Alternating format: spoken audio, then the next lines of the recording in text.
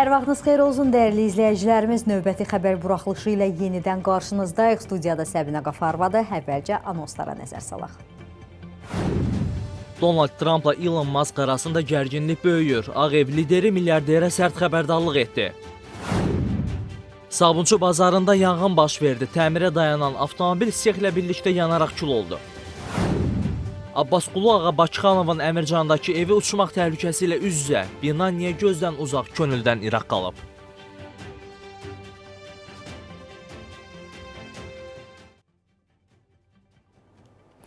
Ukraynanın Cənub Müdafiə Qüvvələri Rusiya hərbi texnikasından ibarət texnikanı daşıyan qatarı vurub. Bu barədə Ukraynanın Cənubi Müdafiə Qüvvələrinin Telegram kanalında məlumat verilib.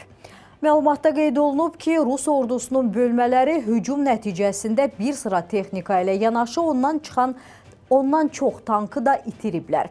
Rusiya ordusunun itkisi 13 tank və 100-dən çox zirehli texnika və avtomobildən ibarət olub deyə məlumatda bildirilir. Qatarın dəqiq harda və nə ilə vurulması ilə bağlı məlumat verilmir.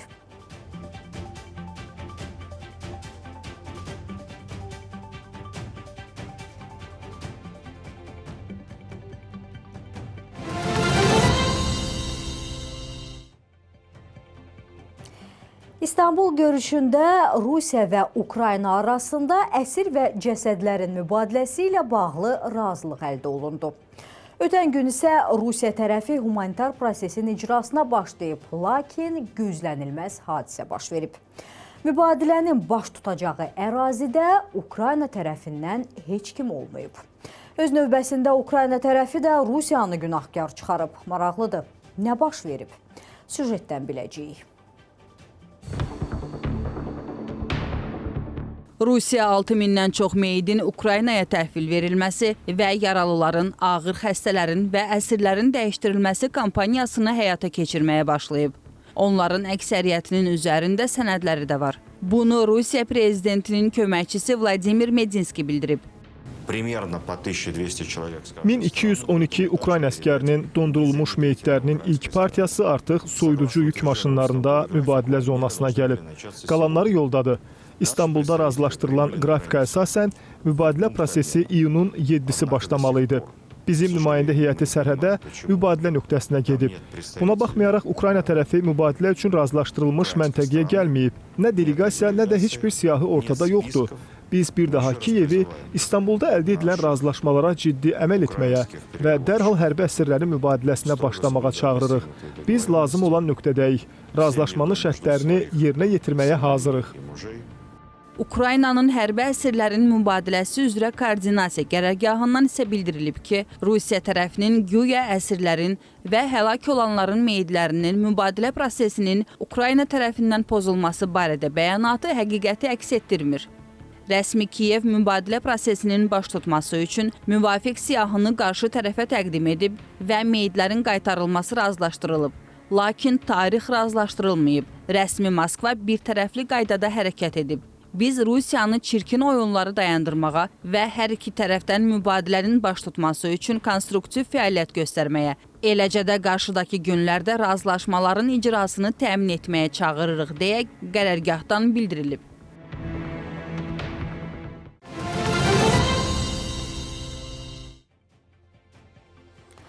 Donald Trumpla Elon Musk arasında gərginlik səngimək bilmir. Ağ Ev lideri indi də milyarderin rəqib Demokratlar Partiyasını maliyyələşdirməsindən ehtiyat edir. Bu səbəbdən Trump Musk'a sərt xəbərdarlıq edib. Amerika Birləşmiş Ştatları prezidenti Donald Trump bildirib ki, Elon Musk respublikaçıların büdcə təklifinə qarşı çıxan demokrat namizədləri maliyyələşdirməyə qərar verərsə, ciddi nəticələrlə üzləşəcək. Bu barədə o, NBC News-ə müsahibəsinə deyib, əgər bunu etsə, bunun əvəzini ödəməli olacaq. Çox ciddi nəticələr olacaq deyə Trump vurğulayıb. Bundan əvvəl Trump və Musk arasında ictimai qarşıdurma olub. Tərəflər bir sıra qarşılıqlı ittihamlar və təhdidlər səsləndiriblər. Donald Trump qeyd edib ki, Muskla münasibətləri bərpa etmək niyyətində deyil. Qeyd edək ki, Elon Musk Amerika Birləşmiş Ştatları administrasiyasındakı postunu tərk etdikdən sonra Donald Trumpla açıq şəkildə mübahisə edib.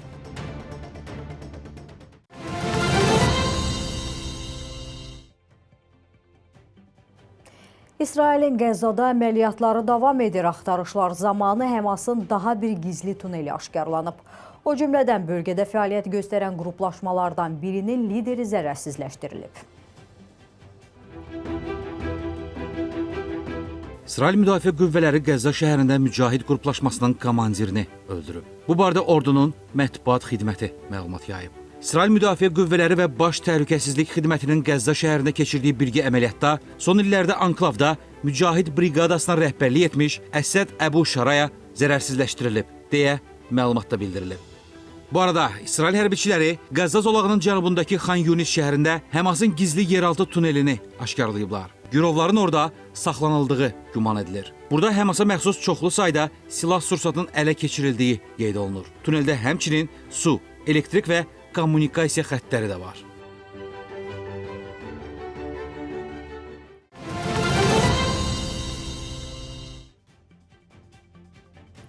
Sabunçu rayonunda yerləşən Sabunçu bazarı ərazisində yanğın baş verib. Fövqəladə Hallar Nazirliyindən verilən məlumata görə dərhal əraziyə qurumun Dövlət Yanğından Mühafizə Xidmətinin qüvvələri cəlb olunub. Yanğının bazar ərazisində bir-birinə bitişik tikilən müxtəlif təyinatlı obyektlərdə baş verdiyi və yayılma riskinin yüksək olduğu müəyyən olunub. Zəruri və təxirəsalınmaz tədbirlər sayəsində baş verən yanğın genişlənərək daha böyük sahəyə yayılmasına imkan verilmədən qısa müddətdə söndürülüb.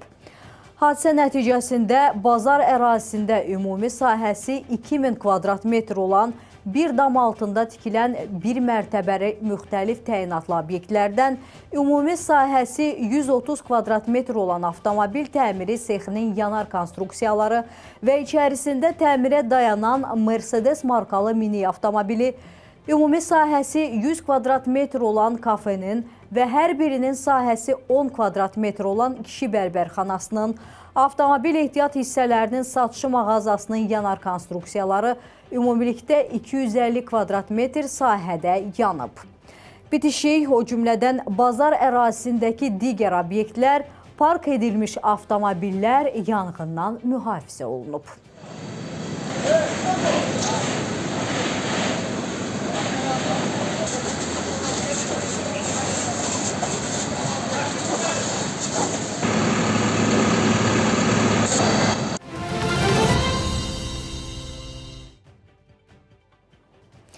Bakı gecələrinin əsas problemlərindən biri də məhz əyləncə obyektlərinin yaratdığı səs-küydür.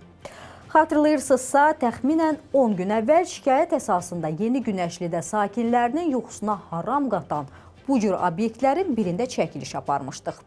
Mövzunu işıqlandırdıqdan sonra artıq məsələ öz həllini tapıb. Günəşli xalqından, kollektiv adından üzr istəyirik. Paytaxtda Yeni Günəşli yaşayış massivindəki Çayk adlı restoran barədə bir neçə gün əvvəl reportaj hazırlamışdıq. O zaman qaynaq xəttimizə müraciət edən sakinlər bildirdilər ki, bu restorandan gələn musiqi səsləri o qədər yüksəkdir ki, onların rahatlığını pozur, yatmağa imkan vermir.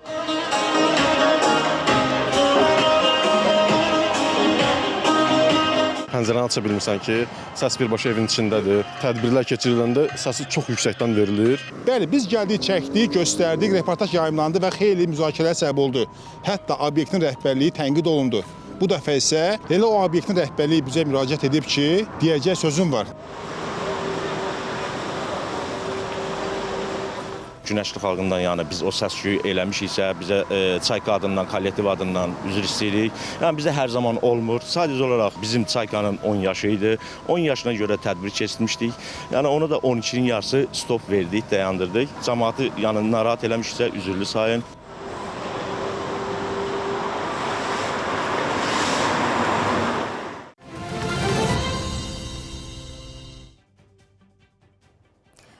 Tovuzda məktəb müəlliminin valideynlərdən hədiyyə qismində zinət əşyası tələb etdiyi deyilir.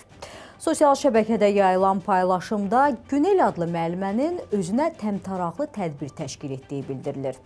Görüntülərdə bir neçə qadının sıraya düzüldüyü, onlardan birinin müəllimənin barmağına qızıl üzük taxdığı əks olunub. Məsələ ilə bağlı Regional Təhsil İdarəsi tərəfindən araşdırma aparılıb. Gəlin görək, məsələ nə ilə nəticələnib. Bura valideynlərin xınayaxtı məclisidir. Bura uşaqlar üçün təşkil olunubdur. Tovuzda müəllimin valideynlərdən zinət əşyası tələb eləməsi xəbərinə aydınlıq gətirilib. Övladları Tovuzun Mərdan Musayev adına Əlmərdanlı kənd tam orta məktəbinin ibtidai sinifində təhsil alan valideynlər həmin məktəbin müəllimi Günel Məmmədovanın müdafiəsinə qalxıblar. Müəllimin orada heç bir günahı yoxdur, yalandan bu yenə də deyirəm. Hər kimdirsə müəllimlə rəqabət aparan bir adamdır. Yəni biz özümüz alıb, sonra da müəllimi şantaj eləmək fikrində olmamışıq. Bunun alınmasını da bilirsinizmi qadağandır? Ümumiyyətlə məktəbdə o bilirəm, yəni amma tək bizim məktəbdə olmayıb da, Liboy məktəblərdə olubdur belə bir şey. Olur yəni. Bəli. Bütün məktəblərdə var. Heç bir məktəb sığortalana bilməz ki, bizdən olmayıb. Bizdən 2 gün sonra da digər Qədirli məktəbində olub və bizi nətər deyim, orada bizi təhqiramiz kəlmələr işlətdi ki, bura valideynlərin xınayaxtı məclisidir, bura uşaqlar üçün təşkil olunubdur. Bizdən 2 gün sonra həmin müəlliməyə də taxılıb o üzük. 2 il bizim uşağımıza əziyyət çəkdiyinə görə biz də onu mükafatlandırmaq istədik. Ona görə də üzük aldıq, onu mükafatlandırdıq. Bu Tovuz rayonunda hər bir məktəbdə verilir bu. Valideynlər öz arasında quraşdırıb bir dörd avtobus gəldi. 2-3 gün sonra. Ha, müəllimə biz hazırıq, restorana gedək. Bu da dedi ki, dedi sən heç nə lazım deyil, sən müəllim kimi orada oturacaqsan. Hə, bu da getdi, gəldi, axşam dedi belə, valideynlər mənə bir üzük almışdılar, utandım. Təşəkkür kimi hədiyyə aldılar. Mən də onu əgər orada götürməsəydim, versəydim, özlərinə o da pis çıxardı. Valla mən onu valideynlərə hörmətsizlik kimi onu qaytarmaq da istəyəməzdim də. Ancaq belə həddə çatdığını bilsəydim, valla heç götürməzdim. Məsələ ilə bağlı Qazax Tovuz Regional Təhsil İdarəsinin əməkdaşı Nəcibə Bəliyeva bildirib ki, təhsil verənlərin etik davranış qaydalarına, eyni zamanda məktəbəqədər və ümumi təhsil üzrə Dövlət Agentliyi və Regional Təhsil İdarəsi tərəfindən məktəblərə təqdim olunan müvafiq təlimatlara əsasən müəllimlərə hər hansı qiymətli hədiyyə, maddi və ya qeyri-maddi nemətlərin və digərlərinin verilməsi yol verilməz hesab olunur. Bu baxımdan valideynlərə bir daha müraciət eləyərək xatırladırıq ki, müəllim əməyinə təşəkkür və dəyərin göstərilməsi mənəvi təşəkkür, əməkdaşlıq və hörmət çərçivəsində olmalıdır. Etik davranış qaydalarını pozduğuna görə müəllimə töhmət verilib deyə məlumatda qeyd olunur.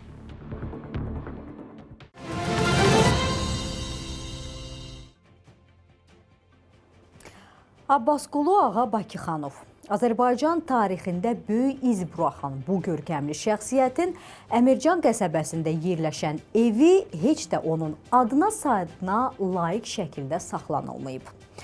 Gözdən uzaq, könüldən iraq qalan ev acınacaqlı vəziyyətdədir və hər an uça bilər.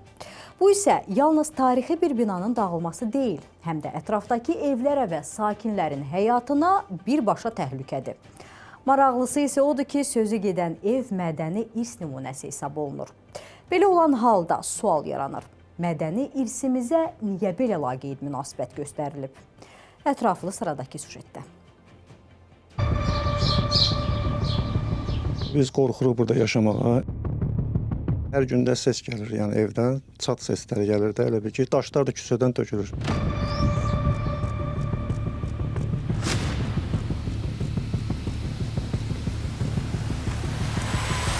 Əmircan qəsəbəsində yerləşən tarixçi alim Abbasqulu Ağa Bakıxanovun doğulub böyüdüyü, yaşayıb yaratdığı ev qəzalı vəziyyətdədir. Bina hər an uça bilər.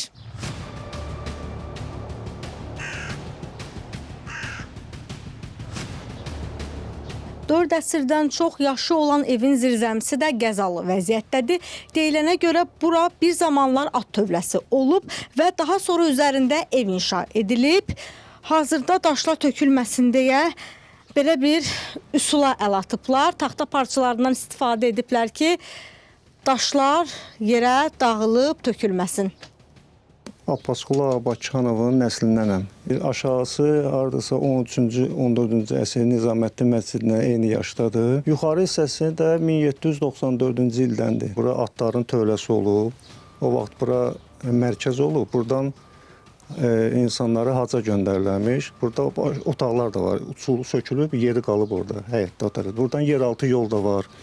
Nizaməddin məscidinin altına. Oradan da gedir, çıxır Qız Qalasına. Bir də Bakıxanovda mağara var, ora çıxır. Üstü bağlanıb, indi o qazıb açılsara çıxar. Dəfələrlə Mədəniyyət Nazirliyinə, əlaqədar qurumlara, icra hakimiyyətinə müraciət eləmişik, amma bir nəticəsi olmamışdır. Bərpa işləri görməyə, dəyişməyə qoymurlar, imkan vermirlər. Mədəniyyət Nazirinə deyiblər, oraya əl vurub dəyişə bilməzsiniz, ona görə də qalıb belə. Az qala tarixə qovuşan tarixi binanın vəziyyəti ilə bağlı Mədəniyyət Nazirliyinə müraciət ünvanladıq. Qurumdan bildirildi ki, sözügedən ev tarixi abidə kimi dövlət qeydiyyatında deyil. Yeni aşkar olunmuş abidə kimi qeydə alınıb və siyahıya daxil edilməsi nəzərdə tutulur. Qanunvericiliyə əsasən şəxsi mülkiyyətdə olduğu üçün mülkiyyətçinin vəsaiti hesabına təmir bərpa olunmalıdır. Hərçənd evin sahibi binaya müdaxilə edilməməsi ilə bağlı xəbərdarlıq olunduğunu deyir. Hansına inanaq bilmədik. Amma yaşı 4 əsri ötən bu binanın təmir olunması həm də digər sakinlərin təhlükəsizliyi baxımından vacibdir.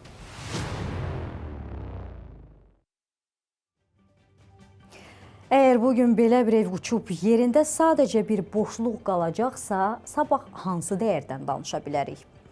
Ümid edirik ki, bu reportaj səlahiyyətli şəxslərin diqqətini çəkəcək və gec olmadan bu tarixi evə lazıma müdaxilə ediləcək. Çünki keçmişinə sahib çıxmayan bir cəmiyyət gələcəyini də itirməyə məhkumdur.